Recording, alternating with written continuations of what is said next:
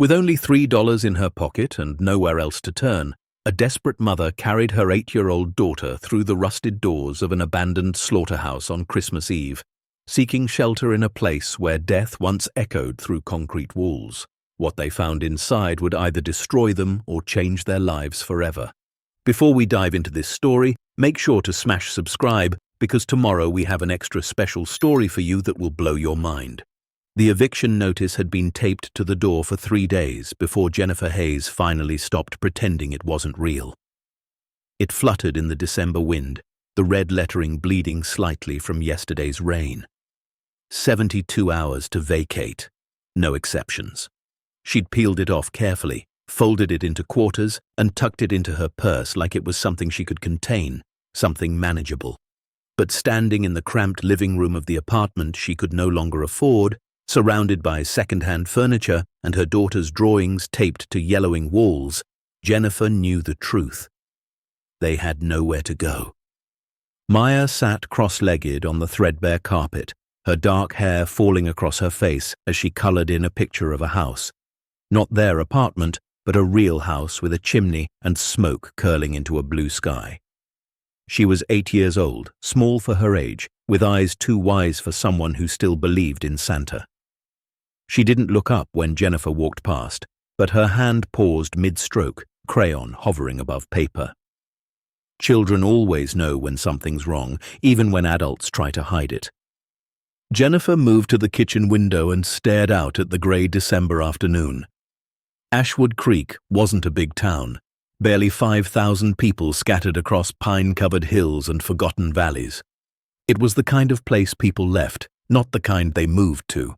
She'd grown up here, married here, buried her husband here 3 years ago when a logging accident took him in seconds. Since then, it had been just her and Maya, scraping by on waitress wages and the kindness of landlords who eventually ran out of patience. The rent was due 2 weeks ago, then 3 weeks, then a month. Jennifer had begged, promised, shown up with half payments and apologies that tasted like ash in her mouth. But promises didn't pay bills, and sympathy had an expiration date. Now it was December 21st, and they had 4 days until Christmas and 72 hours until they were homeless. She'd tried everything. Called her sister in Portland, who said she couldn't help right now, maybe after the holidays. Reached out to her mother, who hadn't spoken to her since the funeral, since Jennifer refused to move back home and admit defeat. Applied for emergency housing assistance, only to be told there was a 6-month waiting list. Looked into shelters and found they were already over capacity with families just like hers, families who'd run out of options and excuses. The church had given them a food box last week, canned goods, pasta, powdered milk. Maya had carried it up the stairs herself, proud to help, not understanding it was charity. Jennifer had smiled and said thank you and cried in the shower that night until the water ran cold. Now she stood at the window watching the street below, watching other families carry shopping bags and Christmas trees, watching the world continue like everything was normal while hers crumbled into dust. She had $3.17 in her wallet. Her car had been repossessed in October. She owed money to people who'd stopped returning her calls. And in 72 hours, she and Maya would be on the street. That night, after Maya had fallen asleep, clutching a stuffed rabbit with one missing ear, Jennifer sat at the kitchen table with a pen and paper, trying to write down options. The page stayed blank. She stared at it until the words blurred, until the overhead light seemed to pulse with her heartbeat, until she heard herself whisper into the empty room, "I don't know what to do." The next morning, she woke Maya gently, helped her dress in layers because the heat had been turned down to save money, and made breakfast from the last of the powdered eggs and bread that was starting to go stale. They ate in silence, the kind of quiet that happens when even small talk feels too heavy to carry. "Mama?" Maya said finally, pushing egg around her plate. "Are we moving?" Jennifer's throat tightened. "Maybe, baby. Maybe for a little while." "Where?" "I'm working on it." Maya nodded slowly, then went back to eating. She didn't ask more questions. She'd learned not to. After dropping Maya at school, Jennifer walked the 4 miles into town. The December air bit through her thin coat, and by the time she reached Main Street, her fingers were numb. She stopped at every business, every storefront, asking if they were hiring, if they needed help, if there was anything at all. The answer was always the same. Sorry, not right now. Maybe after the holidays. Leave your number and we'll call if something opens up. She left her number knowing they wouldn't call. By afternoon, her feet ached and her hope had worn thin as paper. She sat on a bench outside the library, trying to figure out her next move, when she overheard two men talking. "They're tearing it down in the spring," one said, a heavy-set man in a flannel coat. "Been empty since 1976. Damn near 50 years sitting there rotting." "About time," the other replied. "Place gives me the creeps. All those stories about what went on in there." "Just stories. Old man Merrick ran a business, that's all. Processed meat for half the county until the health department shut him down. After that, he just locked it up and walked away. Heard he died alone in some nursing home. No family to claim it. City finally took ownership last year. Well, good riddance. That Slaughterhouse been nothing but an eyesore." Jennifer's head snapped up. Slaughterhouse. Empty building, no one living there. Her mind raced ahead of her better judgment, grasping at the shadow of an idea. It was insane. It was desperate, but desperation had become her constant companion, and insane was starting to look like the only option left. She found the building just before dark. It sat on the eastern edge of town, where Ashwood Creek bled into farmland and forest, a hulking structure of red brick and corrugated metal that looked like it had been forgotten by time itself. A rusted chain-link fence surrounded the property, but sections had collapsed, leaving gaps wide enough to walk through. Warning signs hung crookedly. No trespassing. Condemned property. Danger. Jennifer stood outside the fence for a long time, staring at the building. It was massive, easily 10,000 square feet, with high industrial windows clouded by decades of grime. The loading docks sagged, wood rotting away to reveal concrete beneath.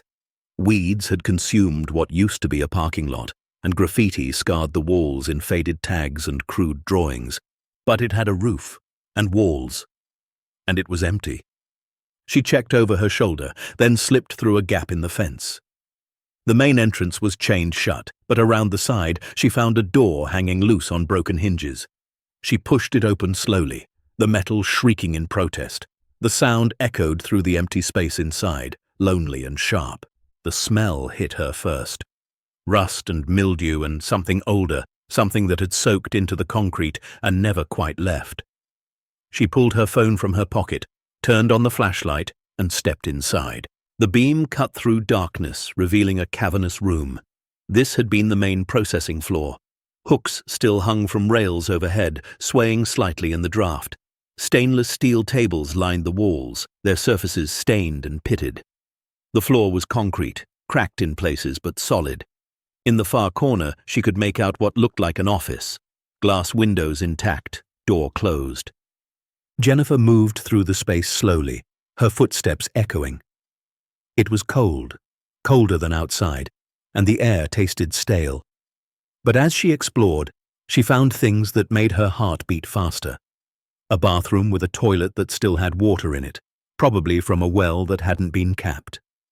A break room with a sink and cabinets. The office had a door that locked from the inside and a radiator that might still work if the gas was on, which it wasn't, but maybe could be. She stood in the center of that vast, empty space and turned in a slow circle. It was a slaughterhouse, a place where animals had died by the hundreds, where blood had run in rivers across these floors, where the echoes of suffering seemed to cling to every surface. It was condemned, probably dangerous, definitely illegal to occupy. But it was shelter, and she had 72 hours. Jennifer walked back to Maya's school, her mind churning. By the time she picked up her daughter, she'd made a decision that felt both necessary and unforgivable. That night, after the apartment had gone dark and quiet, she packed everything they owned into garbage bags and cardboard boxes. Clothes, toys, blankets, the few dishes and pans she'd kept from her marriage. It all fit into 8 containers, 8 boxes to summarize a life. Maya woke around midnight, rubbing sleep from her eyes. "Mama, what are you doing?" "We're going on an adventure," Jennifer said, forcing brightness into her voice. "Remember how you said you wanted to see somewhere new?" Maya looked around at the boxes, at her mother's red-rimmed eyes, and nodded slowly. She was 8 years old, but she understood. She always understood. They left the apartment at 2 in the morning, carrying everything between them in multiple trips. Jennifer had borrowed a shopping cart from behind the grocery store, and they loaded it carefully, quietly, trying not to wake the neighbors who'd already judged them enough. The walk to the slaughterhouse took an hour, the cart's wheels squeaking and catching on every crack in the sidewalk. By the time they arrived, Maya was shivering despite her layers, her small hands gripping the stuffed rabbit like a lifeline. Jennifer pushed the cart through the gap in the fence, and together they approached the broken door. She'd brought a flashlight this time, a real one, and she clicked it on before they entered. The beam revealed the same empty space, but now it felt different. Now it felt like judgment. Jennifer helped Maya through the door, then began unloading their belongings. She'd found some old plastic tarps in the back and had laid them down in the office to create a barrier between them and the filthy floor. She spread blankets on top of that, creating something that almost resembled a bed. Maya stood in the doorway, her face pale in the flashlight's glow. "Mama, where are we?" "It's temporary," Jennifer said quickly. "Just until I can find us something better. It's not much, but it's warm, and it's ours for now." "It smells funny." "I know, baby. We'll get it cleaned up. You'll see. It'll be okay." But Maya didn't look convinced. She looked terrified, and Jennifer felt something break inside her chest, something that might have been pride or hope, or the last shred of belief that she was a good mother. What kind of parent brings their child to sleep in a slaughterhouse?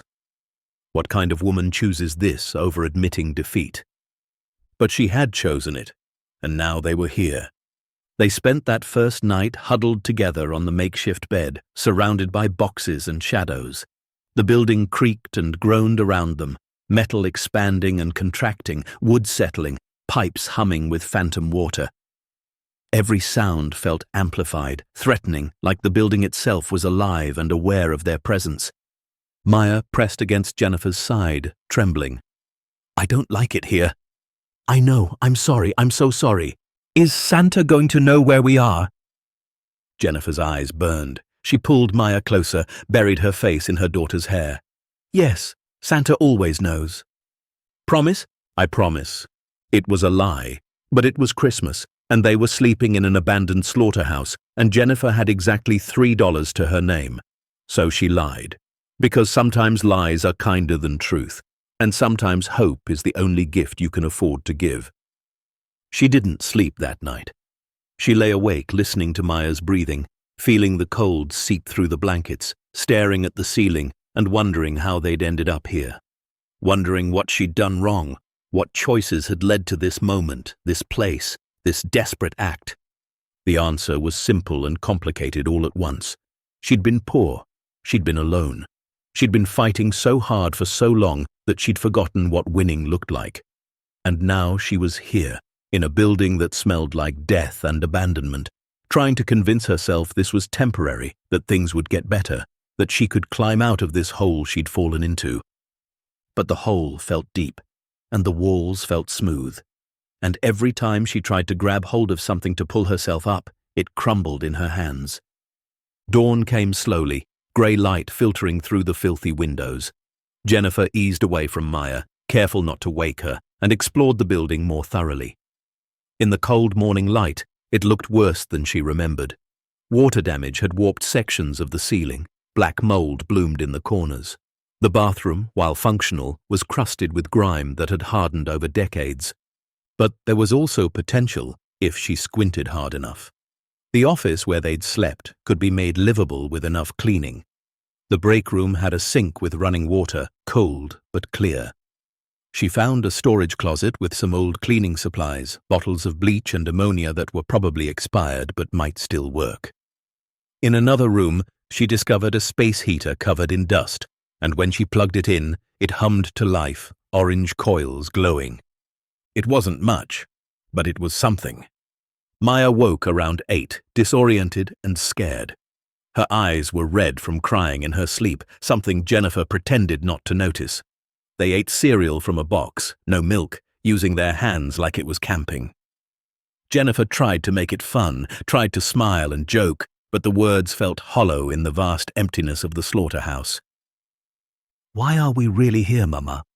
Maya asked quietly. Jennifer set down her cereal. She looked at her daughter, at this small person who deserved so much more than this, and decided she was owed some version of the truth. "Because we didn't have anywhere else to go. I'm sorry, baby. I tried everything, but sometimes life gets hard, and you have to make choices you wish you didn't have to make. This is temporary. I'm going to find us something better, I promise." "How long is temporary?" "I don't know, but not long, okay?" Maya nodded, but her eyes held doubt. She was 8 years old, but she understood broken promises better than most adults. That day, Jennifer left Maya in the office with strict instructions not to leave, not to make noise, not to let anyone know they were there. She walked back into town and went to the temp agency, desperate for any work they could give her.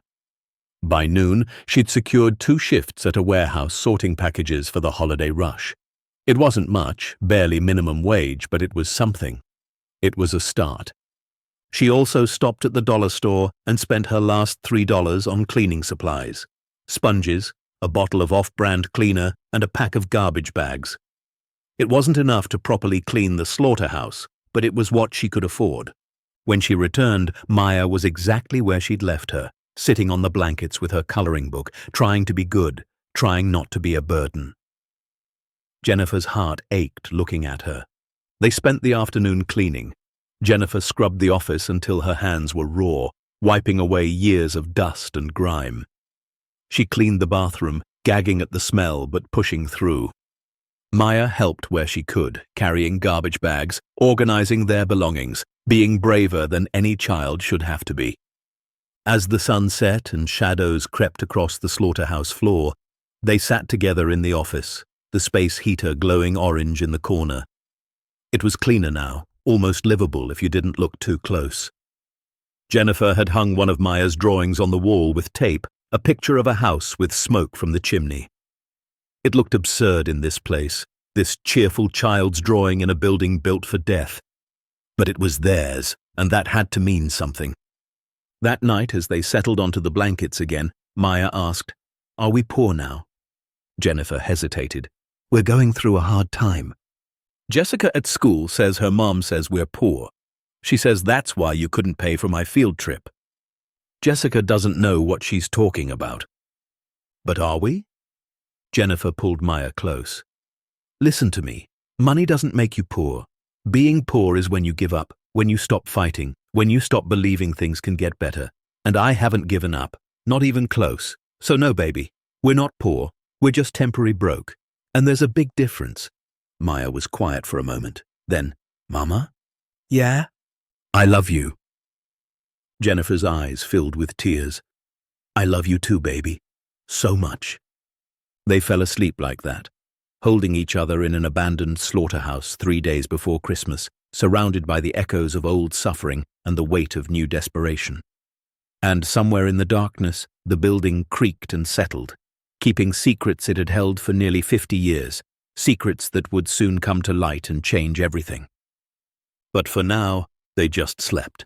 Mother and daughter, broke but not broken, lost but still fighting, together in the cold and the dark, hoping morning would bring something better than what they'd left behind. The warehouse job started at 5 in the morning, which meant Jennifer had to leave Maya alone in the slaughterhouse by 4:30. She hated it, hated every second of walking away from her daughter in that cold, dark building. But the money was necessary. $12 an hour for 8-hour shifts, 6 days a week. It would take months to save enough for a deposit on an apartment, but it was something. It was hope measured in hourly wages. Before she left that first morning, Jennifer triple-checked the office door, made sure the space heater was positioned safely, and left Maya with strict instructions. "Don't leave this room unless you absolutely have to. Don't make noise. If anyone comes, hide in the storage closet and don't come out until they're gone. I'll be back by 2, I promise." Maya nodded, clutching her stuffed rabbit. She looked so small sitting there on the blankets, surrounded by boxes and shadows. 8 years old and already learning to be invisible, to make herself small enough that the world might forget to hurt her. "I'll be okay, Mama," she said quietly. "I'm brave." Jennifer kissed her forehead, inhaled the scent of her daughter's hair, and forced herself to walk away. The guilt followed her through the pre-dawn darkness, heavy as stone. The first few days established a rhythm. Jennifer worked, came home exhausted, spent the afternoons cleaning and trying to make the slaughterhouse less nightmarish. Maya stayed quiet, stayed hidden, colored in her books and talked to her stuffed animals and waited. They ate simple meals, canned soup heated on a hot plate Jennifer had bought at the thrift store. They washed their clothes in the break room sink and hung them to dry on the old processing rails.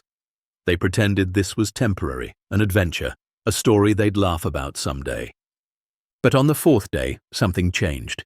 Jennifer had left for work as usual, and Maya had settled into the office with her coloring books and a box of crackers for breakfast.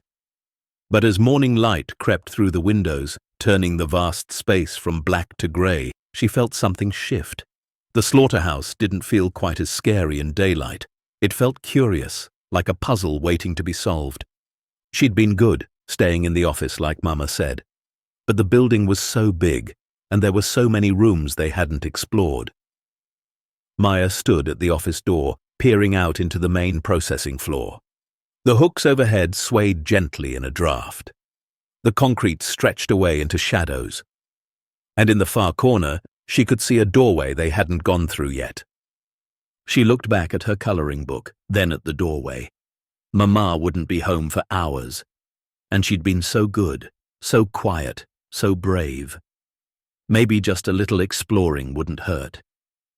Maya grabbed her flashlight, the small one Mama had given her, and stepped out of the office. The concrete was cold through her thin socks, and every step echoed in the cavernous space. She moved slowly, carefully, telling herself she'd just look around for a few minutes and then go back. The main floor was even bigger than it looked from the office. She passed the old processing tables, their surfaces stained with patterns she tried not to think about. The hooks overhead cast long shadows, and she gave them a wide berth. Near the loading docks, she found pallets of old wooden crates, most of them broken, spilling what looked like ancient paperwork. She knelt and picked up one of the papers. It was a purchase order from 1968, faded but still legible. Merrick Meat Processing. Below that, columns of numbers she didn't understand. She set it down and kept exploring. In the eastern corner, past what looked like an old freezer with its door hanging open, she found the doorway. It led to a narrow corridor she hadn't noticed before. The walls here were different, not brick but some kind of tile, white once but now yellowed with age. Her flashlight beam revealed doors on both sides, most of them standing open. The first room was small, maybe an old changing area. Rusty lockers lined one wall, their doors hanging crooked. The second room had a desk and filing cabinets, all empty, drawers pulled out and abandoned. But the third room made her stop. It was larger than the others, and unlike them, its door was closed. Not just closed, but padlocked, though the padlock hung open, broken or rusted through. Maya pushed the door carefully. It stuck at first, then gave way with a groan that made her heart jump. The room beyond was dark, her flashlight barely cutting through the gloom. But as her eyes adjusted, she saw something strange. The walls were covered in markings, scratched into the tile like someone had been keeping track of something. Tally marks grouped in fives, hundreds of them, maybe thousands, covering every surface from floor to ceiling. Maya stepped closer, running her fingers over the scratches. They were deliberate, careful. Someone had spent a long time making these marks. But marks for what? Days, numbers, something else? In the corner of the room, she found more papers, but these were different. Ledgers with handwritten entries, dates going back to 1962. The handwriting was cramped and difficult to read, but certain words jumped out at her. Shipment, payment, received, and numbers, big numbers, written in columns that went on for pages. She was so absorbed in trying to understand what she was looking at that she almost missed it. Almost. But as she shifted position, her flashlight beam swept across the far wall, and something reflected back at her, something that didn't belong. Maya stood and walked to the wall, pressing her hand against it. It felt different from the others. She knocked gently, and the sound was wrong, hollow, not solid tile and brick, but something else behind it. She ran her fingers along the edges, looking for a seam, and found it. A rectangular outline, barely visible, about 4 feet wide and 6 feet tall. A door hidden in the wall, painted to match so perfectly, you'd never see it unless you knew to look. Her heart was pounding now, excitement mixing with fear. She pushed against the hidden door, but nothing happened. She pushed harder, then tried sliding it. Still, nothing. There had to be a way to open it, some kind of latch or handle. She searched the room more carefully, moving boxes and old equipment, until she found it. A small metal lever tucked behind one of the filing cabinets, so low to the ground she'd walked past it twice. She pulled it, and somewhere in the wall, something clicked. The hidden door shifted just an inch, but enough. Maya wedged her fingers into the gap and pulled. The door swung open slowly, revealing darkness beyond. Her flashlight beam pierced the shadows, and what she saw made her gasp. A room. A secret room. Maybe 15 feet by 15 feet, the walls lined with metal shelving. But it was what sat in the center that stole her breath. A safe. Massive, ancient, easily 6 feet tall and 4 feet wide. It was made of dark metal, covered in a patina of rust and age, with a combination dial the size of a dinner plate on its front. The dial had numbers around its edge, 0 through 99, and a heavy brass handle beside it. Maya approached it slowly, almost reverently. The safe sat on a raised concrete platform, bolted into the floor like it had been there forever, like it was part of the building itself. She reached out and touched the cold metal, feeling the pitted surface under her fingers. The dial wouldn't turn when she tried it. It was locked, obviously, but she gave it a spin anyway, watching as numbers flickered past. Somewhere inside, she heard mechanisms clicking, tumblers waiting for the right combination. She pressed her ear against the safe's door, listening. She didn't know what she expected to hear, but the metal was cold and silent. Still, standing this close, she felt something.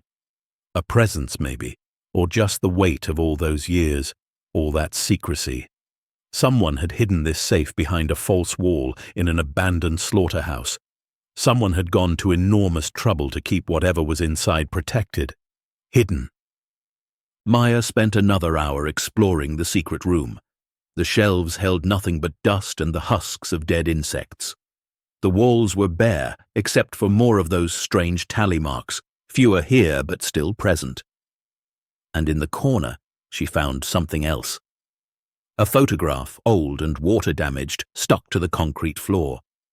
She peeled it up carefully. The image was faded, but she could make out 3 men standing in front of the slaughterhouse.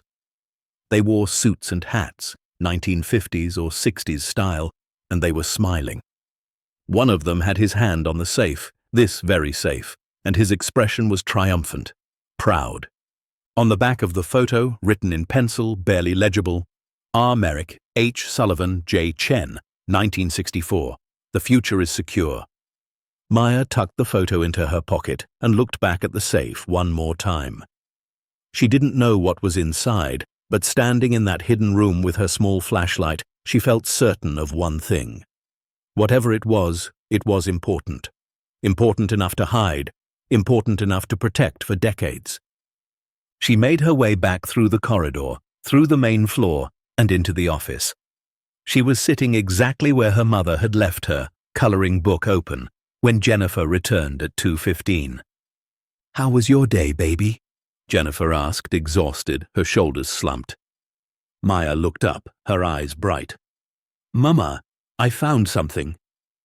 Jennifer's expression shifted from tired to concerned. "Found what?" "Maya, I told you to stay in the office." "I know, but Mama, you have to see it. It's important." "What is it?" Maya stood and took her mother's hand. "Come with me. I'll show you." Jennifer wanted to be angry, wanted to lecture about safety and following rules. But something in Maya's expression stopped her. Excitement, wonder, emotions she hadn't seen in her daughter since before they'd moved into this place. "Okay," she said quietly. "Show me." Maya led her through the building, retracing her steps. Jennifer followed, growing more nervous with each turn, especially when they entered the narrow corridor. "Maya, we shouldn't be back here. We don't know if it's safe." "It's okay, Mama. I was careful." They reached the room with the tally marks, and Jennifer stopped, staring at the walls. "What is this?" "I don't know, but look." Maya pulled the photograph from her pocket and handed it over. Jennifer studied it under her flashlight. 3 men, the slaughterhouse in the background, and a date, 1964. She flipped it over and read the names, then looked at Maya. "Who's our Merrick?" "I think he owned this place. His name is on all the old papers out front." Jennifer's frown deepened. She was too tired for mysteries, too worried about keeping them fed and hidden to care about some old photograph. But Maya was tugging on her hand, pulling her toward the false wall. "That's not all. There's a secret room." "A what?" Maya showed her the lever, and together they opened the hidden door. Jennifer stepped through, flashlight beam sweeping the space, and stopped cold when she saw the safe. "Oh my God." "I know," Maya whispered. "What do you think is inside?" Jennifer approached slowly, the same way Maya had. She touched the safe's surface, felt its solidity, its permanence. She tried the dial and found it locked. She examined the hinges, the handle, the way it was bolted to the floor. "I don't know," she said finally. "But whatever it is, someone went to a lot of trouble to hide it." They stood together in that secret room, mother and daughter, staring at a mystery that shouldn't have been theirs to solve. Jennifer's practical mind was already spinning. This wasn't their property. They were squatting in a condemned building. Whatever was in this safe belonged to someone. Maybe the city, maybe Merrick's estate if he had one. They had no right to it. But another part of her, the desperate part, the part that had been fighting and failing for so long, whispered something different. Maybe this was Providence. Maybe this was the universe finally giving them a break. Maybe this safe held something that could change everything. "We can't open it," Jennifer said quietly. "Why not?" "Because it's not ours." Maya's face fell. "But we found it." "That doesn't make it ours, baby." "But Mama, what if there's something inside that could help us? What if it's meant for us to find?" Jennifer wanted to say that life didn't work that way, that good things didn't just fall into the laps of desperate people living in abandoned slaughterhouses. But looking at Maya's hopeful face, she couldn't bring herself to crush that hope. "Let me think about it," she said finally. That night, after Maya had fallen asleep, Jennifer returned to the secret room alone. She brought better lights this time, a battery-powered lantern, and she studied the safe more carefully. It was old, probably from the 1950s or early 60s based on the design. The manufacturer's plate had been removed or had rusted away, but she could see where it had been. The combination dial was smooth despite its age, well-made, precision-engineered. She tried a few obvious combinations, 0001234. Nothing. The safe remained locked, silent, keeping its secrets. She spent the next day at the library during her lunch break, researching on the public computers. She searched for Raymond Merrick and found obituaries from 1978. He died alone in a nursing home, no surviving family, no heirs. The slaughterhouse had been his life's work, built in 1956, operated for 20 years before being shut down by health inspectors. After the closure, Merrick had become a recluse, rarely seen in town. There were rumors, of course. Small towns always had rumors. Some said Merrick had mob connections, that he'd laundered money through the slaughterhouse. Others claimed he'd embezzled from his business partners. A few whispered about illegal gambling operations run from the building's basement. But they were just rumors, nothing concrete, nothing proven. What interested Jennifer more was what happened to his assets. According to county records, the property had gone through probate and eventually been claimed by the city for unpaid taxes. Everything else, his bank accounts, any personal property, had been distributed to creditors.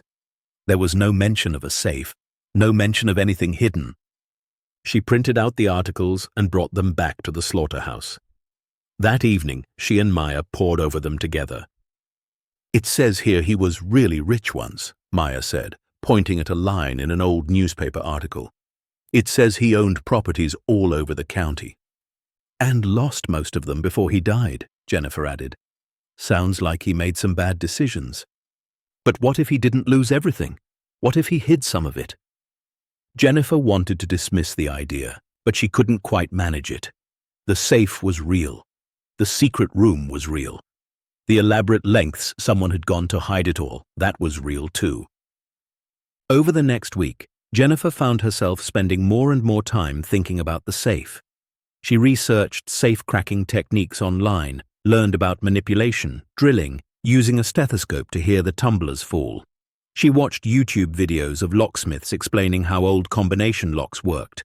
She tried the manipulation technique first, pressing her ear against the cold metal and slowly turning the dial, listening for clicks.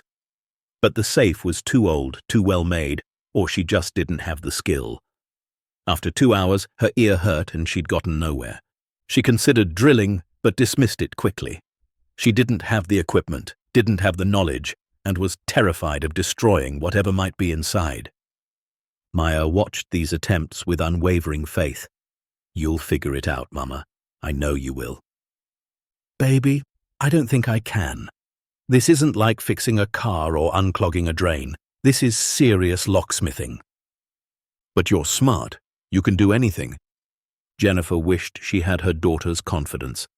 On December 27th, a week after they'd moved into the slaughterhouse, Jennifer was organizing some of the old paperwork in the main office when she found something interesting. A ledger from 1963 with what looked like combinations written in the margin. Most had been crossed out, but 3 remained. Long strings of numbers that didn't seem connected to the business. Her heart quickened. Could these be attempts at the safe combination? Backup codes in case Merrick forgot? She brought the ledger to the secret room and tried the first sequence. Right 32, left 17, right 41, left 63. She turned the dial slowly, precisely, and on the last number, pulled the handle. Nothing. She tried the second combination. Right 14, left 67, right 39, left 8. Again, nothing. The third combination was longer. Right 47, left 23, right 61, left 35, right 19. She worked through it carefully, double-checking each number. When she reached the final turn, she took a deep breath and pulled the handle. This time, something gave, just slightly, but she felt it. The mechanism had moved, some internal component shifting, but the door still wouldn't open. She was close, so close, but not quite there. "What happens next?" Maya asked from the doorway. Jennifer jumped. She hadn't heard her daughter approach. "I thought you were doing your homework." "I finished. Did it work?" "Almost. I think there might be another step, something I'm missing." They stared at the safe together. Maya walked around it, examining it from all angles. Then she stopped. "Mama, look." At the base of the safe, hidden in shadow, was a small keyhole. So small Jennifer had missed it completely. It was the size of a dime, almost invisible unless you knew where to look. "A key lock and a combination," Jennifer whispered. "It's a double security safe." Her excitement evaporated. Even if she'd gotten the combination right, without the key, the safe wouldn't open. And where would that key be after nearly 50 years? But Maya was smiling. "I bet the key is somewhere in this building. Someone who hid a safe this well would keep the key close." "Baby, that's not how it works. And even if we found it, we still don't know if we should open this. What happens next will either reveal a fortune that changes everything or prove that some secrets are meant to stay buried, reminding us why sometimes the biggest risks come with the heaviest consequences. Stay tuned to see what happens next. If you're enjoying the story, please like, share, and subscribe for more. Jennifer stood and pulled Maya gently away from the safe. "Come on, let's get dinner started." But that night, lying in the dark listening to Maya sleep, Jennifer couldn't stop thinking about it. The safe, the key, the possibility. She'd been so careful her whole life, so responsible. She'd followed the rules, worked hard, done everything right, and where had it gotten her? Sleeping in an abandoned slaughterhouse with her daughter 3 days past Christmas with $12 in her pocket. Maybe it was time to stop being careful. Maybe it was time to take a risk. The next morning, instead of going straight to work, Jennifer called in sick. She hated lying, hated losing a day's pay, but something had shifted inside her. A determination, or maybe desperation dressed up as courage. She and Maya were going to search this building top to bottom. If the key existed, they would find it. They started in the obvious places. The office where they'd been sleeping, going through every drawer, every cabinet, every box. They found old invoices, personnel files, maintenance records, lots of paper but no key. They moved to the break room, searching cabinets and behind appliances that hadn't worked in decades. They checked the bathroom, feeling along pipes and ledges. They searched the main processing floor, looking in and under everything that wasn't bolted down. By noon, they'd found nothing. "Maybe we should give up," Jennifer said, sitting on an overturned crate. "Maybe this is a sign we're not supposed to open it." But Maya shook her head stubbornly. "No, we're close. I can feel it. Baby, feeling isn't the same as knowing." "But it is sometimes. You told me to trust my feelings. You said that's what being brave means." Jennifer had said that.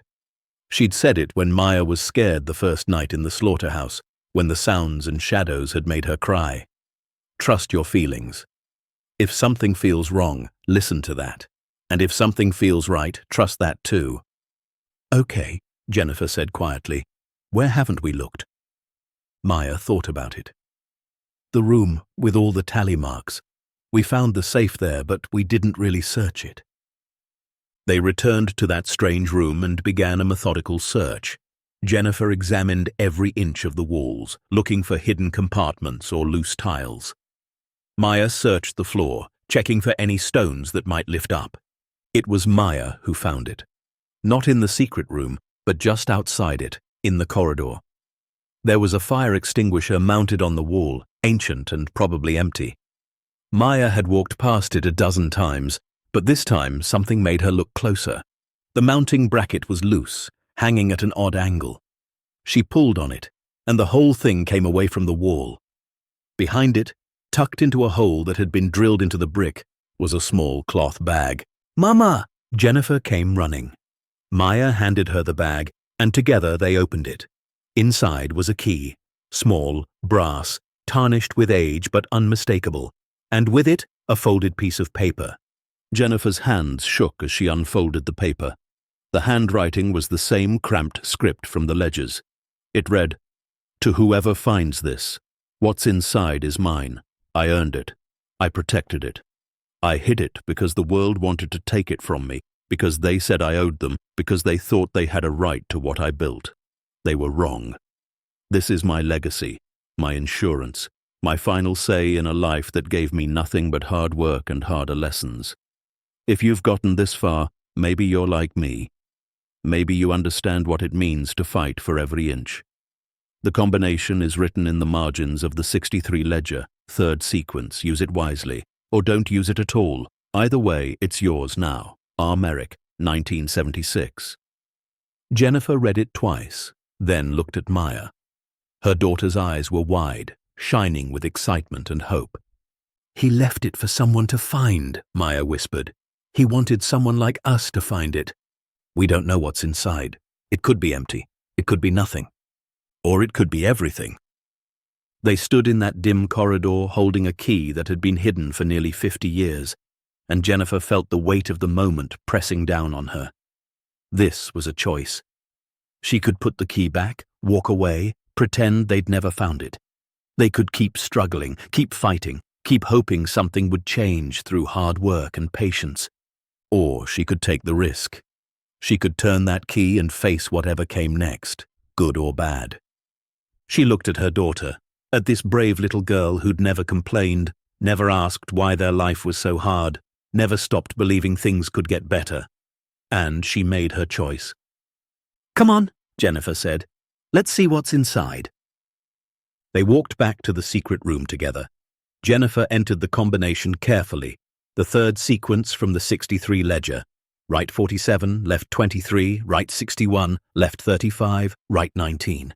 She felt the mechanism engage this time, felt the tumblers fall into place. Then she took the key and inserted it into the small keyhole at the base.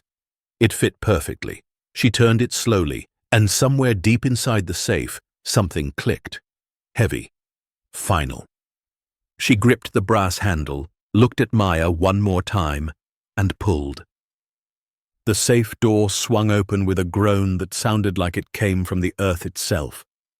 And as light spilled into the interior that had been sealed for decades, Jennifer saw what Raymond Merrick had hidden away, what he'd protected with such elaborate care.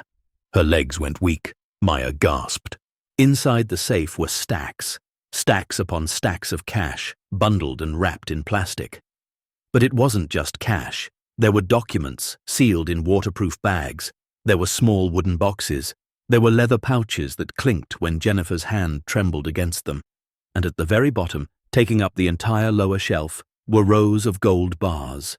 Small ones, maybe an ounce each, but dozens of them, gleaming dully in the light.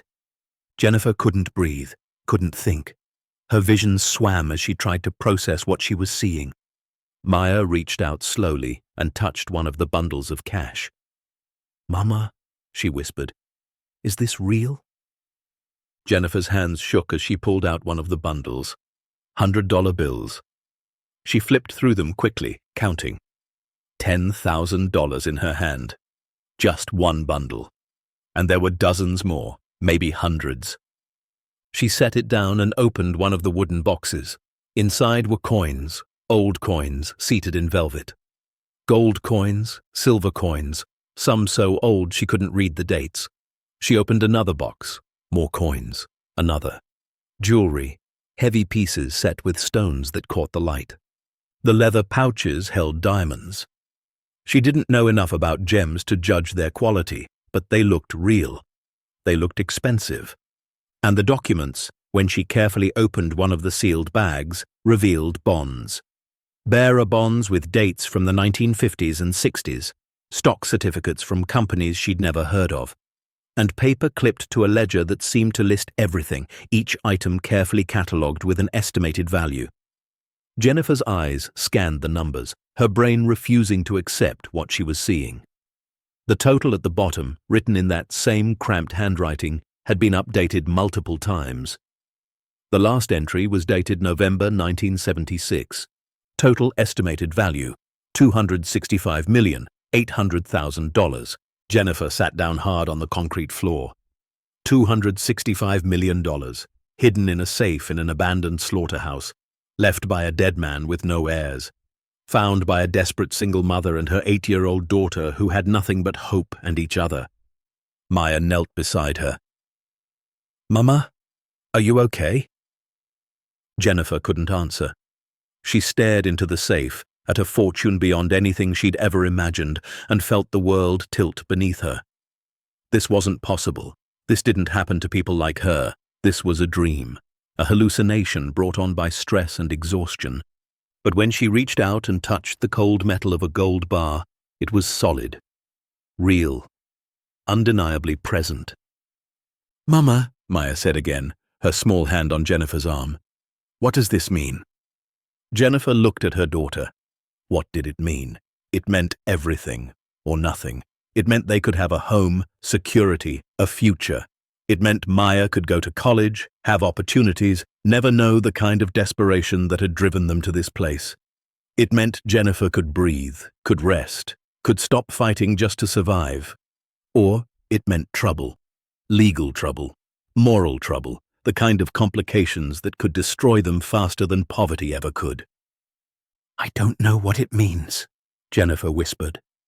"I don't know what to do."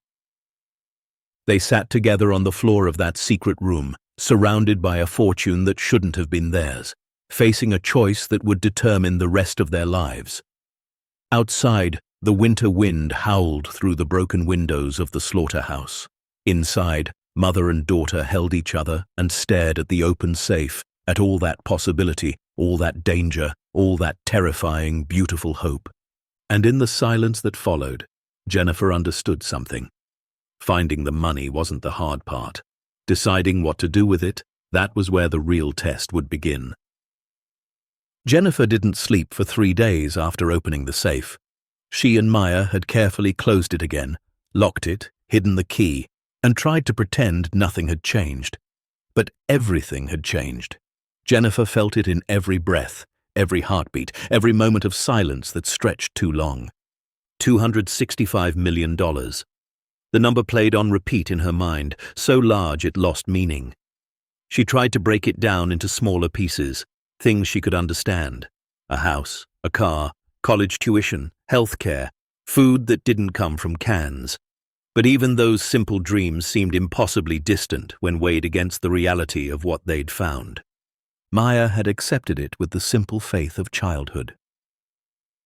"God heard our prayers, Mama," she'd said that first night. "He knew we needed help, and He showed us where to find it." Jennifer wished she could see it that simply. But she was 32 years old, and she knew the world didn't work like that. Money this big came with complications, questions, people who would want answers, want their share, want to take it all away. On the 4th day, Jennifer made a decision. She needed help, someone who understood law and finance and the tangled mess she'd stumbled into. She needed a lawyer. The problem was, lawyers cost money, and despite sitting on top of a fortune, she still only had $12 in her pocket and couldn't exactly walk into a law office with a gold bar. She found attorney Marcus Webb through a free legal aid consultation at the library. He was young, maybe 35, with an office above a sandwich shop on Main Street. His walls were covered in framed degrees and certificates that Jennifer couldn't quite read in the dim light.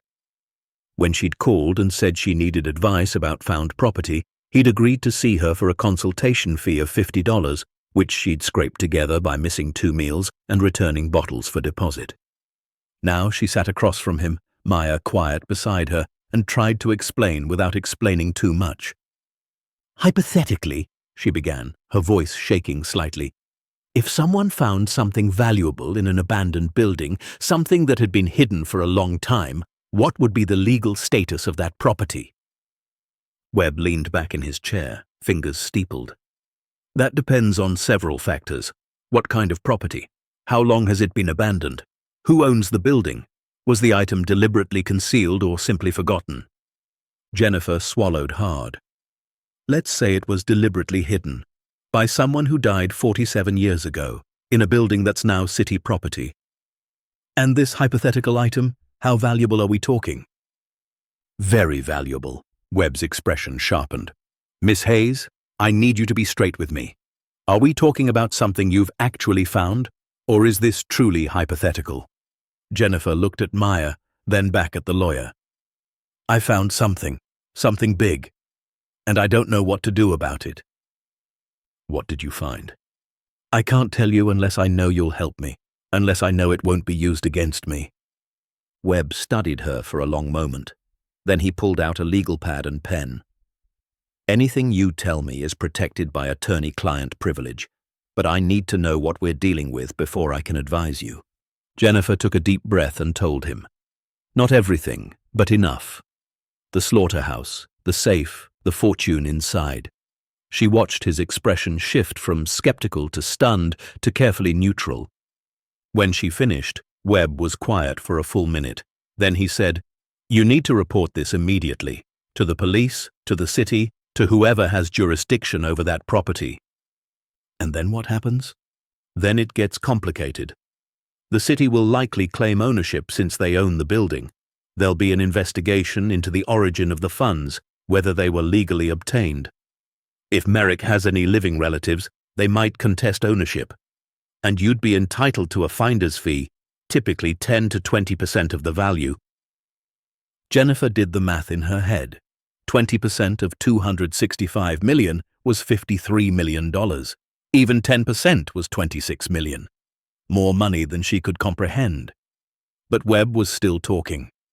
"However," he continued, his voice grave, "if there's any indication the money was obtained illegally, through criminal enterprise or tax evasion, It could be seized by federal authorities. You'd get nothing. And depending on how you've handled it so far, you could face charges for concealment or theft. Jennifer's stomach dropped. I haven't taken anything.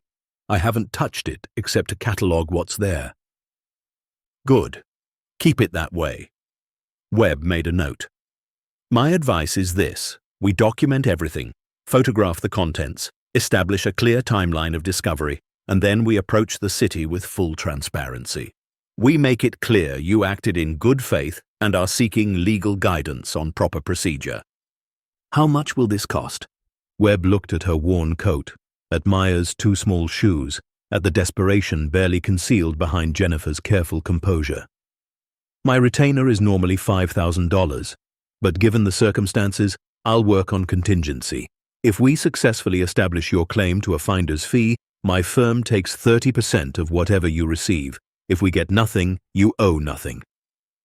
Jennifer wanted to negotiate, to argue that 30% seemed steep, but she had no leverage and no alternatives.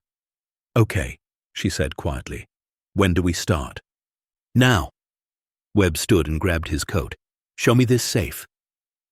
They arrived at the slaughterhouse just before noon. Jennifer had never brought anyone here before, had been so careful to keep their presence secret. But now she led Webb through the broken fence, through the hanging door, into the vast empty space that had been their home.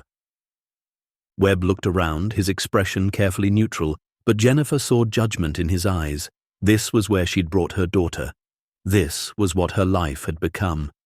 The safe is in the back, she said quietly. She led him through the corridor, past the room with the tally marks, to the hidden door. Webb examined everything, taking photos with his phone, making notes. When they reached the safe and Jennifer opened it again, he stopped breathing. Jesus Christ, he whispered. The fortune looked even more impossible in daylight. Stacks of currency, gold bars gleaming, documents sealed in plastic. Webb moved closer, careful not to touch anything, and studied the contents with wide eyes. This is real, he said, more to himself than to Jennifer. This is actually real. I told you. I know you did, but...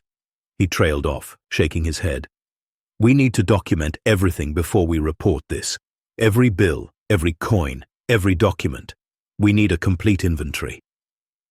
They spent the next 4 hours cataloguing the safe's contents. Webb photographed everything from multiple angles. Jennifer wrote down serial numbers from the bills, descriptions of the jewelry, the markings on the gold bars. Maya helped count, her small fingers carefully sorting coins into piles. The cash alone totaled nearly $18 million. The gold, based on current market prices Webb looked up on his phone, was worth approximately $43 million. The jewelry and loose stones were harder to estimate, but Webb guessed conservatively at $20 to $30 million. The bonds and stock certificates were the biggest question mark. Some were from companies that no longer existed. Others might still hold value. That would require expert analysis. As the sun set and shadows filled the slaughterhouse, Webb closed his notebook. This is without question the largest found property case I've ever seen, possibly the largest in state history. What happens now? Now we go to the authorities. Tomorrow morning I'll contact the city attorney's office and arrange a meeting. We'll present everything we've documented and request a formal determination of ownership. And how long will that take? Webb's expression was grim.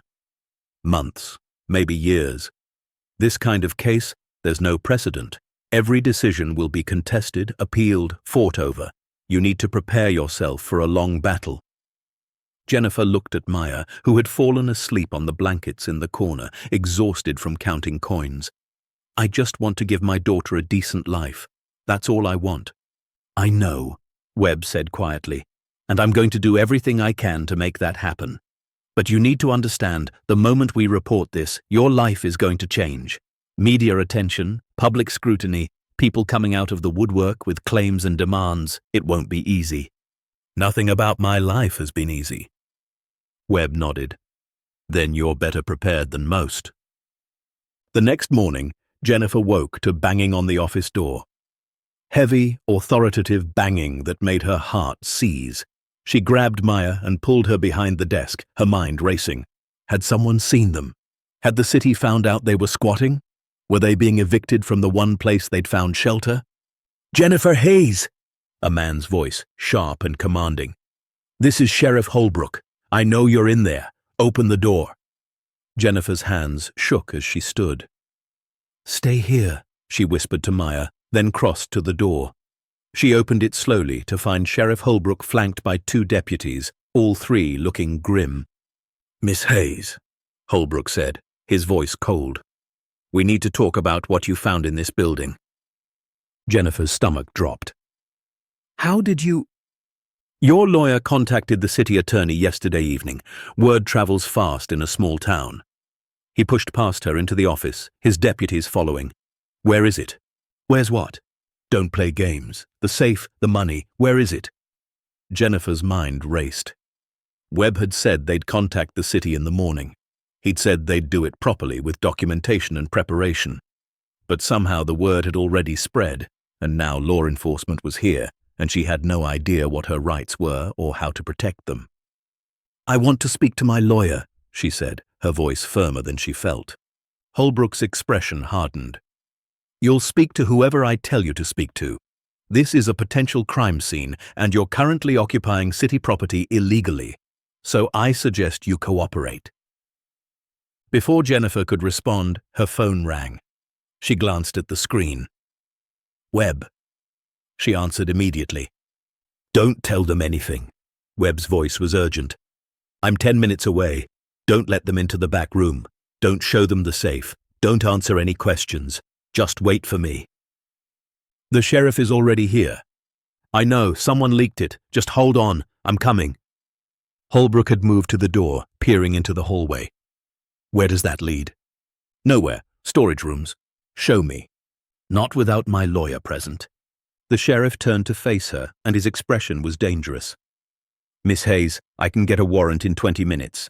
Or you can cooperate now, and maybe, just maybe, we can work something out that benefits everyone. Your choice." Jennifer stood her ground. "I'll wait for my lawyer." The standoff lasted 12 agonizing minutes.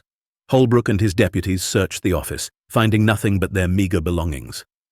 Maya stayed silent in the corner, clutching her rabbit, her eyes wide with fear. And Jennifer waited, heart pounding, wondering if she'd just made the biggest mistake of her life. When Webb finally arrived, breathless and angry, he immediately confronted Holbrook. "You had no right to come here without a warrant. My client has done nothing wrong. Your client is occupying city property illegally and has concealed the discovery of potentially stolen goods." "Stolen? On what basis?" "Raymond Merrick owned this building and everything in it. When he died, it went through probate.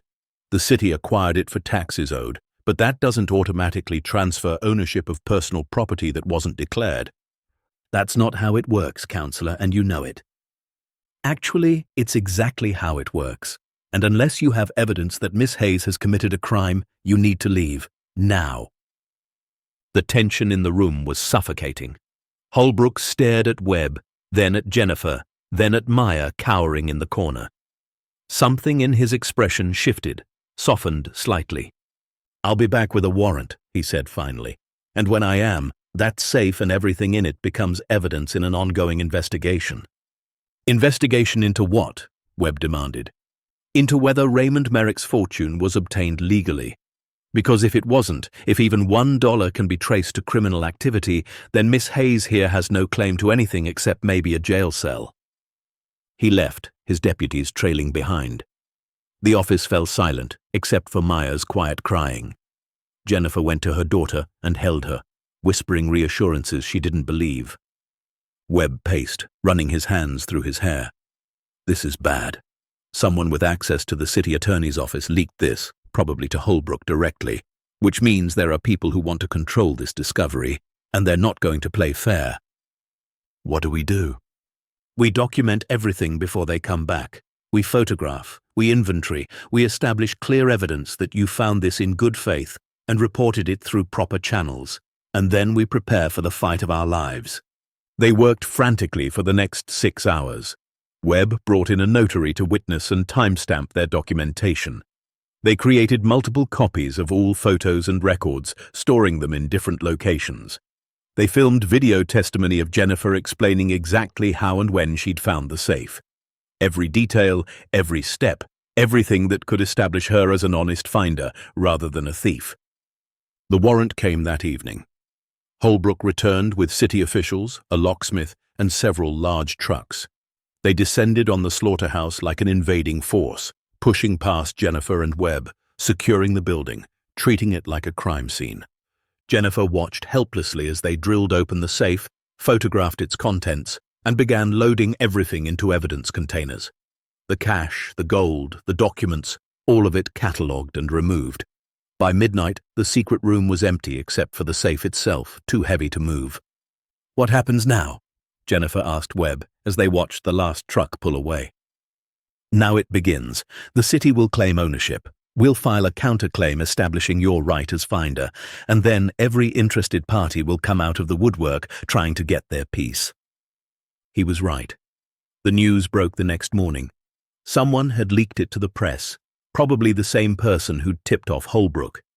The headlines screamed across local news sites, "Massive fortune found hidden in abandoned slaughterhouse. Single mother discovers $265 million in secret safe." By noon, Jennifer's phone wouldn't stop ringing.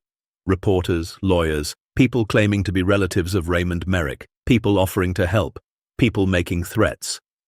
She stopped answering after the first dozen calls. By evening, news vans had found the slaughterhouse. Jennifer watched from the office window as cameras set up, as reporters did stand-ups in front of the building, as her life became a spectacle for the world to consume. "We need to leave," Webb said. "They know you're here. It's not safe anymore." "Where am I supposed to go?" "I've arranged a motel room. My firm is covering it. Just for a few days until we figure this out."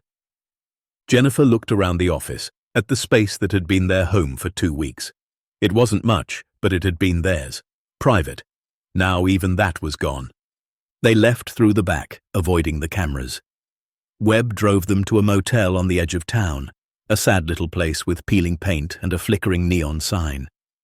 But it was warm, and it had a real bed, and when Maya collapsed onto it, exhausted and scared, Jennifer felt something in her chest crack. This was supposed to make their lives better. The fortune was supposed to be their salvation. Instead, it had made everything worse. The legal notices came 3 days later. The city filed a formal claim to the entire contents of the safe, arguing that as owners of the property, they owned everything within it. That same day, a law firm from Portland filed documents on behalf of Harold Sullivan Jr., claiming to be the son of one of Merrick's business partners and asserting rights to a portion of the fortune based on a decades-old dispute. 2 days after that, 3 more claims arrived. Distant cousins of Merrick, former business associates, people Jennifer had never heard of, all demanding their share of money they hadn't known existed until the news broke. Webb filed their counterclaim, a 60-page document arguing that Jennifer's discovery entitled her to possession of the fortune under state finder's laws, that the city's claim was invalid because the safe and its contents were deliberately concealed personal property, and that all other claimants had no standing because they'd never filed proper estate claims when Merrick died. The judge assigned to the case was Arthur Brennan, a 72-year-old with a reputation for being fair but extremely thorough. The first hearing was scheduled for late January, 43 days away. Until then, everything remained in city custody, locked in evidence storage, untouchable. Jennifer tried to return to normal, or whatever passed for normal now. She went back to the warehouse job, but her supervisor had seen the news. "That's quite a story," he said. "Finding all that money." "I haven't seen a dime of it." "Still, must be nice knowing it's out there." But it wasn't nice. It was torture. Every bill was still a crisis. Maya still needed new shoes. The motel room cost $80 a night, and Webb's firm could only cover it for so long. Jennifer was supposed to be rich, but she'd never been poorer. The threats started in February.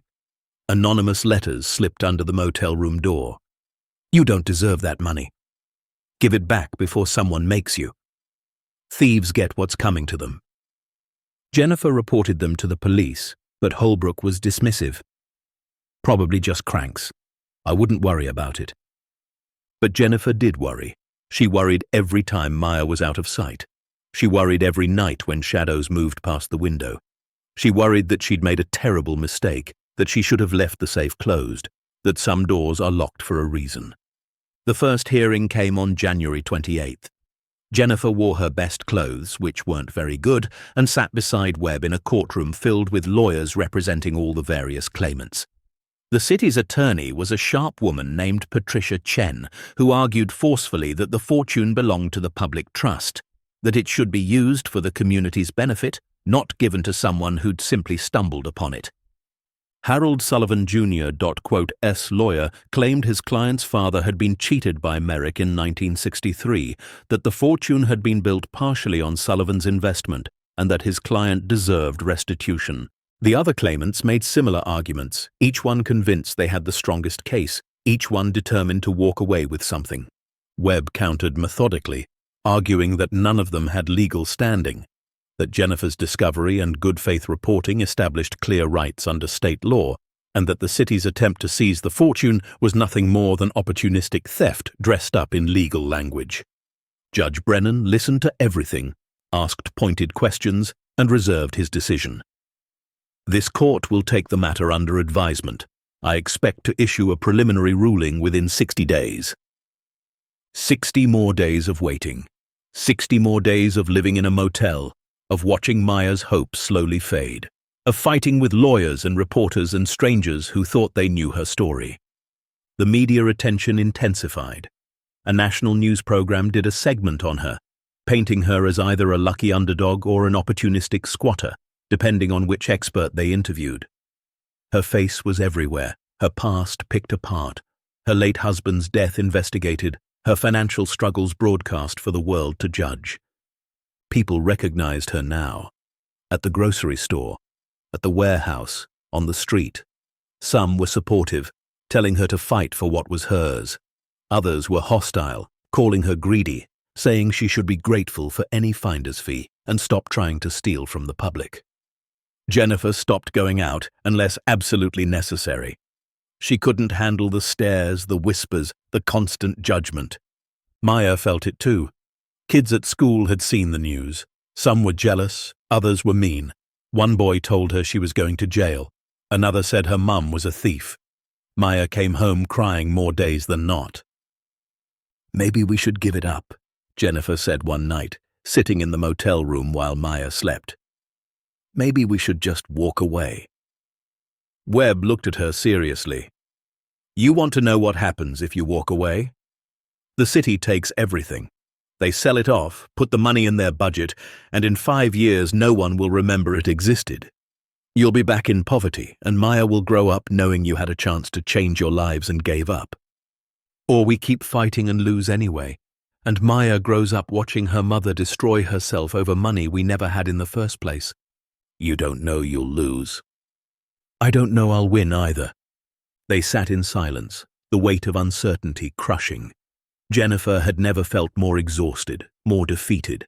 The fortune that was supposed to save them had become their prison. But then Maya stirred in her sleep, whimpered slightly, and Jennifer remembered why she was fighting. Not for the money, for her daughter, for the chance to give Maya a childhood that wasn't defined by poverty and fear, for the possibility that sometimes, despite everything, good things could happen to good people. "We keep fighting," Jennifer said quietly. "We fight until we can't fight anymore." Webb nodded. "Then that's what we'll do." Outside, the neon sign flickered. Inside, a mother and daughter slept in a rented room, waiting for a judge to decide their fate. And somewhere in a locked evidence room, $265 million sat in boxes, unclaimed, untouched, waiting to see who would prove worthy of possessing it. The battle had only just begun. Judge Brennan's preliminary ruling came on March 15th, 62 days after the first hearing. Jennifer was at the warehouse when Webb called, his voice tight with controlled emotion. "We need to talk. Can you come to my office?" She left work early, anxiety twisting in her stomach. The walk to Webb's office felt longer than usual, every step heavy with dread. When she arrived, he was standing at his window, staring out at Main Street. "What did he say?" Jennifer asked. Webb turned, and for the first time since she'd met him, he was smiling. He denied the city's claim, all of it. He ruled that the safe and its contents were personal property, deliberately concealed, and not part of the real estate transfer when the city acquired the building. Jennifer's legs went weak. She sat down hard in the nearest chair. "What does that mean?" "It means the city has no legal right to the fortune. It belongs to Merrick's estate, or failing that, to whoever can establish a legitimate claim." Webb sat across from her, leaning forward. "But there's more. Brennan ordered a full forensic investigation into the origin of the funds. He wants to know if the money was legally obtained before he rules on distribution." "How long will that take?" "Months. But Jennifer, this is good news. The city was our biggest obstacle. Without them in the picture, we're in a much stronger position." The other claimants didn't see it that way. Harold Sullivan Jr. S. lawyer immediately filed an appeal, arguing that Judge Brennan had overstepped his authority. Two of the distant relatives joined the appeal, pooling their resources to fight Jennifer's claim. The legal bills were mounting, but Webb kept reassuring her that his contingency agreement held. She wouldn't owe anything unless they won. The forensic investigation began in April.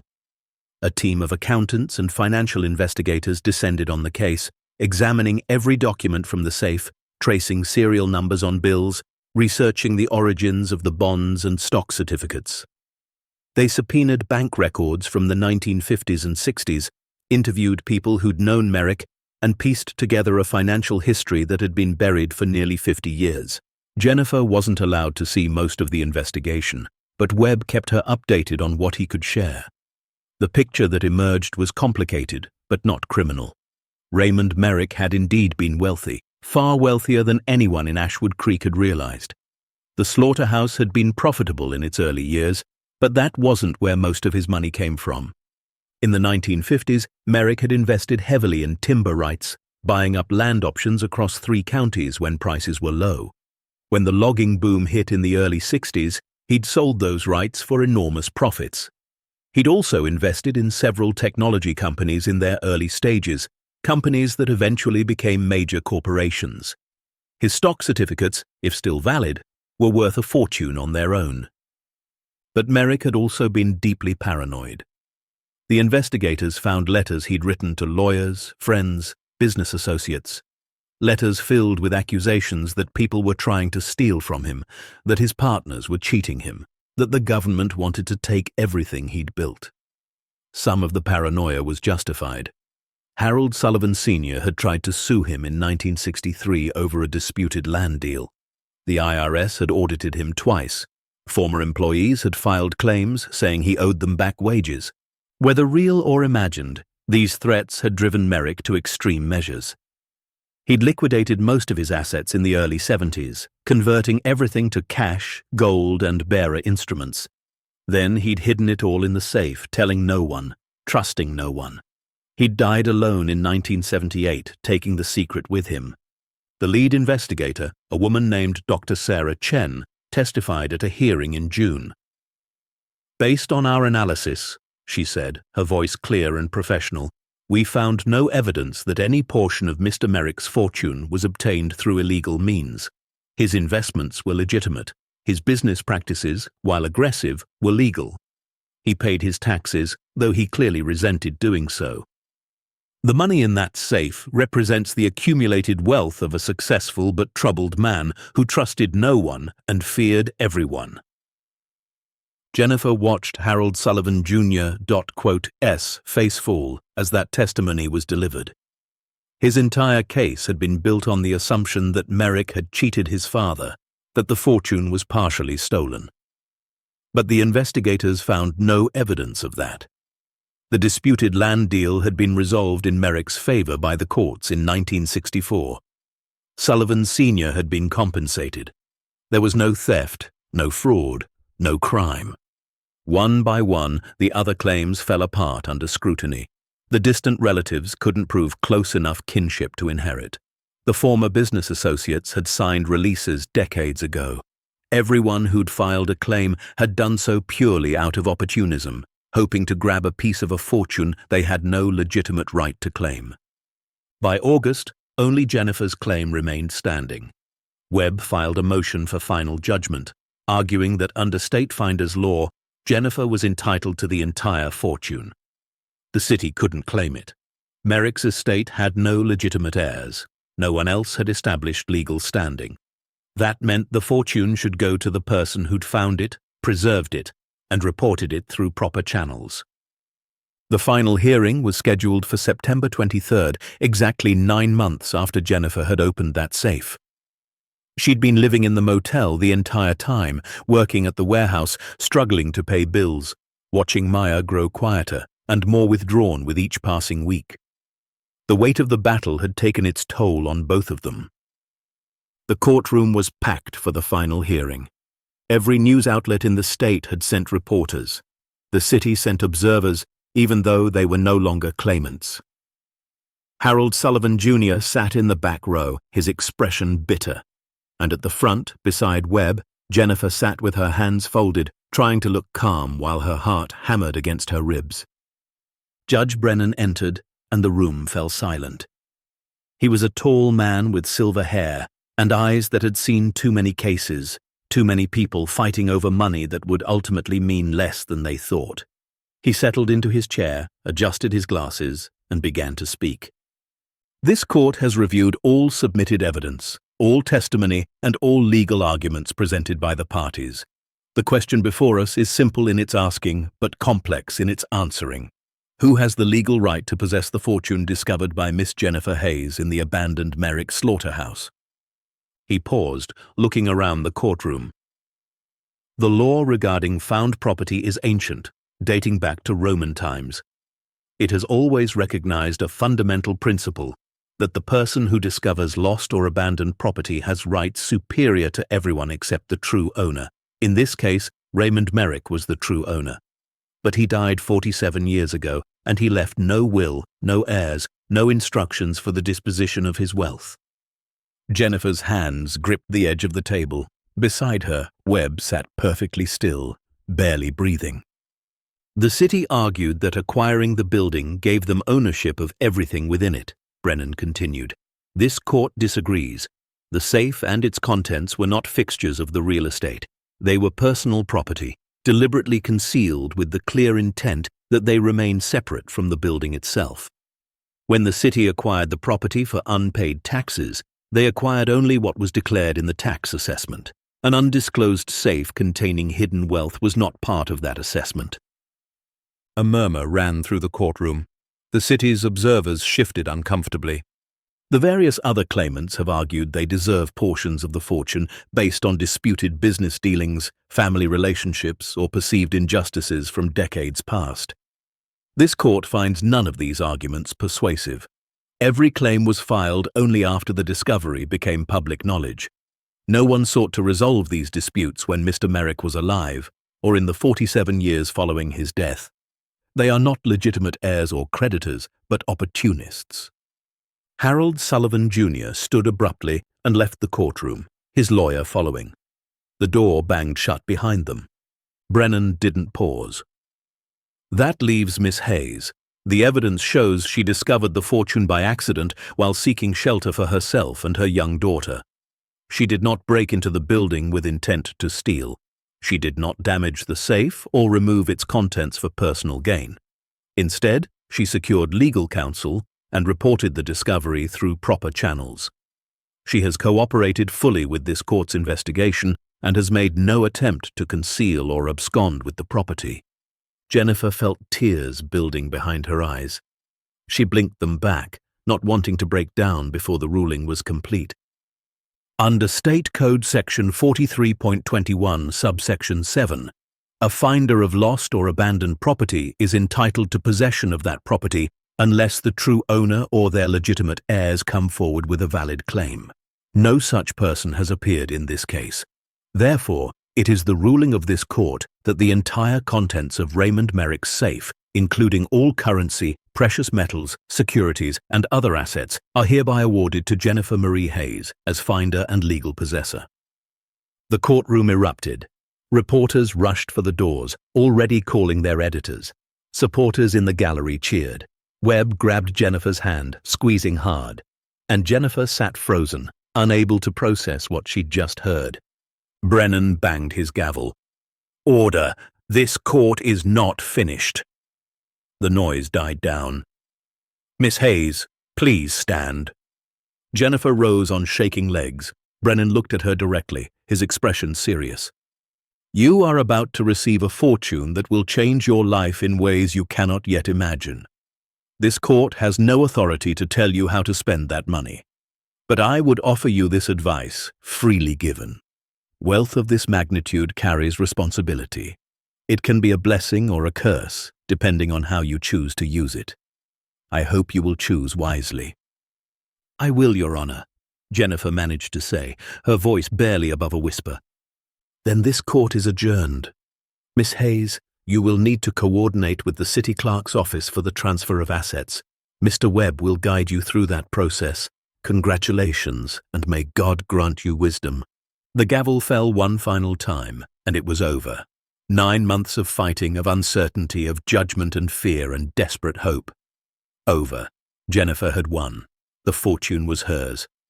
Webb pulled her into a hug, something he'd never done before, professional distance finally breaking. "We did it," he said, his voice thick. "Jesus Christ, we actually did it." Jennifer couldn't speak. She could barely breathe. Maya, who'd been sitting with a court advocate during the hearing, came running to her, and Jennifer scooped her up, holding her daughter against her chest, while tears finally fell freely. "We won, baby," she whispered. "We won." Maya pulled back, her eyes wide. "Does that mean we can have a house?" Jennifer laughed through her tears. "Yes, we can have a house." The transfer of assets took 3 weeks. Lawyers, bankers, financial advisors, and tax specialists all descended on Jennifer, each one trying to help her navigate the sudden wealth. The cash was deposited in a secured account. The gold and jewelry were appraised and sold through specialized dealers. The bonds and stock certificates were evaluated by experts, and those still valid were converted to modern holdings. When everything was tallied, liquidated, and accounted for, the total came to $247,600,000. Some bonds had expired, some stocks were worthless. But the vast majority of Merrick's fortune had retained or even increased in value over the decades. After taxes, legal fees, and various other expenses, Jennifer was left with $163 million. More money than she could spend in 10 lifetimes. More money than seemed real. She moved out of the motel immediately. Webb helped her find a financial management firm that specialized in sudden wealth, people who worked with lottery winners and inheritance recipients. They set up trusts, investment portfolios, educational funds for Maya. They made sure she couldn't lose it all through bad decisions or predatory schemes. But before she bought anything for herself, Jennifer made a decision. She sat Maya down in their temporary apartment, a furnished rental while they looked for something permanent, and asked her daughter a question. "We have enough money now to buy anything we want. A big house, fancy cars, all the toys and clothes and things we never had. But before we do that, I want to know something. What do you think we should do with this money?" Maya thought about it seriously. She was 9 now, a year older than when they'd first moved into the slaughterhouse, a year wiser in ways no child should have to be. "I think we should help other kids like me," she said finally. "Kids whose mums work really hard but still don't have enough. Kids who are scared and hungry and don't have a home. I think we should help them, so they don't have to be as sad as I was." Jennifer's eyes filled with tears. "That's exactly what I was thinking." Over the next months, Jennifer worked with advisors and non-profit experts to establish the Maya's Hope Foundation. Its mission was simple: to help single mothers and their children escape poverty. The foundation would provide emergency housing, job training, childcare assistance, educational support, and financial counseling. Everything Jennifer had needed and couldn't find when she'd been desperate and alone. She seeded the foundation with $50 million, enough to operate in perpetuity, enough to help thousands of families. Then she established a board of directors composed of social workers, former single mothers who'd survived poverty, and community advocates who understood the reality of struggling to raise children alone. The foundation's first project was the Slaughterhouse. Jennifer had purchased the building from the city for $1, a symbolic gesture they were happy to accept given all the publicity. Then she'd hired architects, contractors, and designers to transform it. The old processing floor became a community center with meeting rooms, computer labs, and a commercial kitchen where cooking classes could be held. The office where she and Maya had slept became a counseling center staffed by therapists who specialized in trauma and poverty-related stress. The back corridors were converted into temporary housing units, small but dignified spaces where families could stay while they got back on their feet. And in the room where the safe had been, Jennifer created something special. She left the safe itself in place, door open, empty now but preserved as a reminder. Around it, she built a library, shelves filled with books about finance, law, job skills, parenting, and personal development. And on the wall above the safe, she hung a plaque that read, "Hope is not found by accident. It's built with courage, one difficult choice at a time." The grand opening of the Ashwood Creek Family Resource Center was held on December 20th, 1 year and 5 days after Jennifer and Maya had first moved into the Slaughterhouse. The transformation was complete. What had been a place of death and desperation was now a place of hope and new beginnings. Over 300 people attended the opening. Community members, families who would use the center's services, local officials who had to eat their words about Jennifer being an opportunist. Even Judge Brennan came, standing in the back with a slight smile on his weathered face.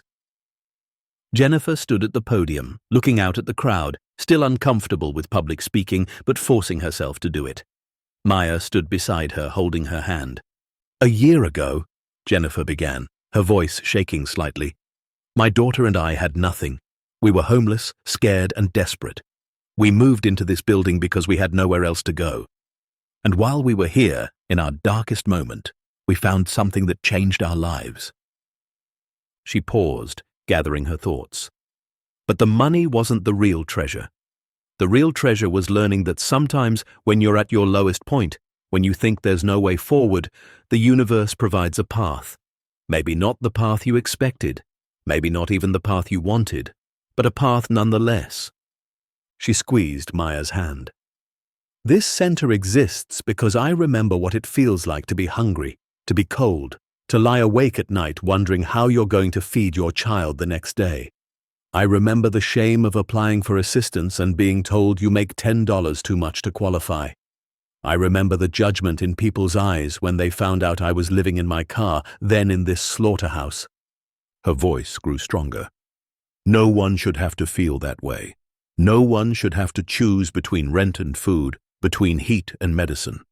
And if this fortune I stumbled upon can help even one family avoid that kind of desperation, then it was worth every minute of the fight to claim it." The crowd applauded. Several women were crying. One stood up, then another, until the whole room was on its feet. Jennifer felt tears streaming down her own face, but this time they weren't from sadness or fear. They were from something she hadn't felt in years: purpose.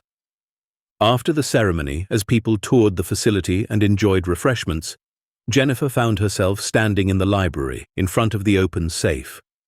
Webb approached, holding a cup of punch. "You did good," he said simply.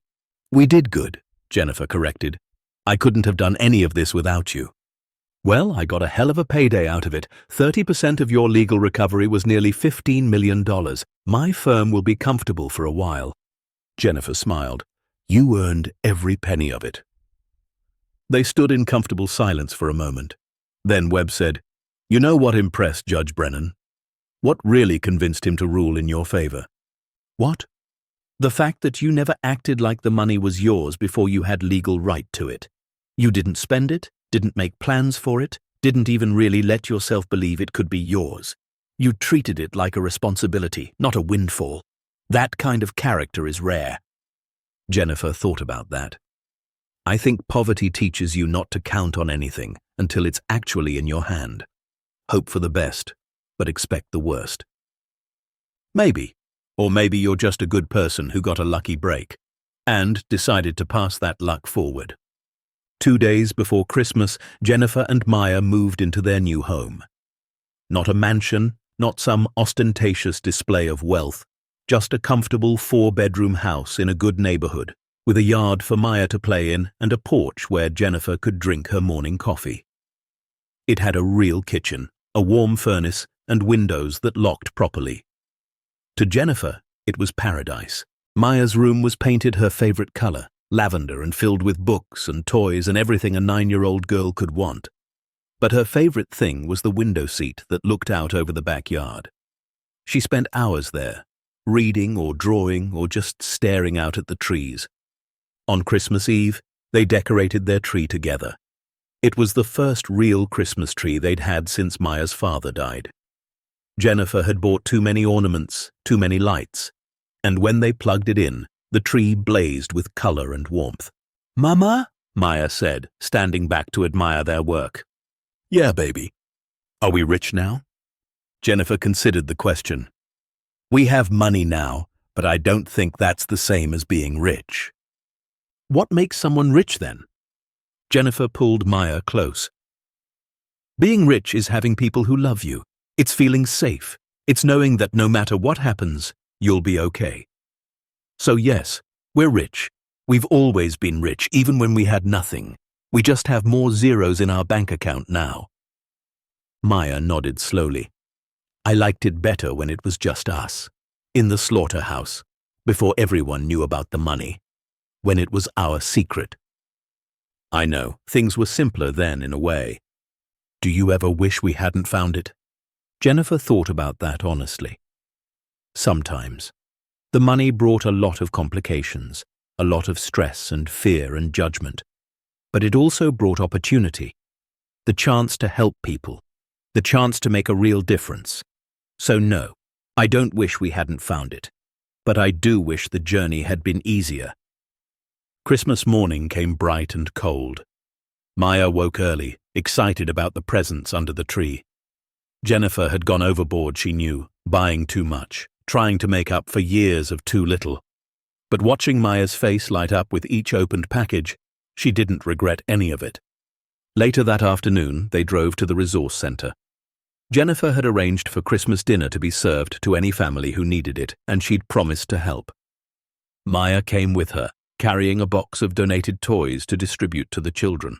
The center was full of people, maybe 60 or 70, families who had nowhere else to go for the holiday. Jennifer moved among them, serving food, talking quietly, listening to their stories. Some knew who she was, the woman who'd found the fortune. Others just saw someone willing to help. She preferred the latter. One woman approached her, young, maybe 25, with 2 small children clinging to her legs. "Are you Jennifer?" she asked quietly. "I am. I just wanted to say thank you. I applied for temporary housing here last week and they accepted me. We've been living in our car for 2 months. This place, what you've done, it's saving our lives." Jennifer felt her throat tighten. "You don't need to thank me. I've been exactly where you are. I know what it's like." "That's why it matters," the woman said. "Because you understand. Because you didn't forget where you came from." After she walked away, Jennifer stood for a moment, overwhelmed. This was why she'd fought so hard. Not for the money itself, but for the chance to transform suffering into hope. To take her own pain and use it to ease someone else's burden. By evening, as the center emptied and volunteers cleaned up, Jennifer found herself back in the library, standing in front of the safe one more time. The empty safe that had held a fortune and a future, that had been both a blessing and a burden. Maya appeared beside her. "Do you think Mr. Merrick would be happy about what you did with his money?" Jennifer considered it. "I don't know. He spent his whole life protecting it from people he didn't trust. But maybe, just maybe, he'd understand that the best way to protect something is to give it away, to let it do the work it was always meant to do." They walked out together, mother and daughter, locking the doors behind them. The slaughterhouse was quiet now, but it wasn't empty. It was full of possibility, full of the accumulated hopes of every family who would walk through those doors seeking help. As they drove home through the Christmas evening, past houses lit with colored lights and decorated trees visible through windows, Jennifer thought about the journey they'd taken. From desperation to discovery, from poverty to purpose, it hadn't been easy, it hadn't been fair, but it had been necessary. She'd learned that sometimes you have to hit bottom before you can rise, that sometimes the things you think will save you bring new challenges you never expected, that wealth doesn't make you happy, but having enough to stop worrying about survival gives you room to find happiness. Most importantly, she'd learned that second chances do exist. They don't come easily. They don't come without sacrifice, but they come, and when they do, you have to be brave enough to grab hold and refuse to let go, no matter how many people try to take them away from you. 6 months later, the Myers Hope Foundation had expanded to 3 other cities. The Ashwood Creek Center was serving over 200 families. Jennifer had been approached by national media wanting to tell her story, but she'd declined most interviews. She didn't want fame. She wanted impact. Maya was thriving in school, making friends, joining clubs. She was still quiet sometimes, still carried shadows from the year they'd spent struggling. But she was also stronger for it, more empathetic, more aware of how fragile security could be. One afternoon in June, Maya came home from school with an assignment. She had to write about someone who inspired her. She'd chosen her mother. That evening, she read the essay aloud. It told the story of a woman who'd lost everything but never lost hope, who'd moved into an abandoned slaughterhouse to keep her daughter safe, who'd found a fortune and used it not for herself but for others, who'd taught her daughter that true wealth isn't measured in money but in the lives you touch and the difference you make. When Maya finished reading, Jennifer was crying, not tears of sadness, but of pride and gratitude and overwhelming love. "That's beautiful, baby," she managed to say. "It's true," Maya said simply. "You're my hero, Mama." Jennifer pulled her daughter close, holding her tight. "You're mine too." As the sun set over their comfortable home in their safe neighborhood, Jennifer thought about the slaughterhouse one more time. The place that had been their lowest point and their greatest blessing. The place where they'd discovered that sometimes you have to sleep in the darkness before you can find the light. She thought about Raymond Merrick, the paranoid old man who'd hidden his fortune away, trusting no one. She hoped, wherever he was, he could see what his money had become. Not a pile of cash rotting in a safe, but a living thing, a force for good, helping people who needed it most. And she thought about everyone out there right now, in their own slaughterhouses, their own desperate situations, wondering if they'd ever find a way out. She wanted them to know it was possible.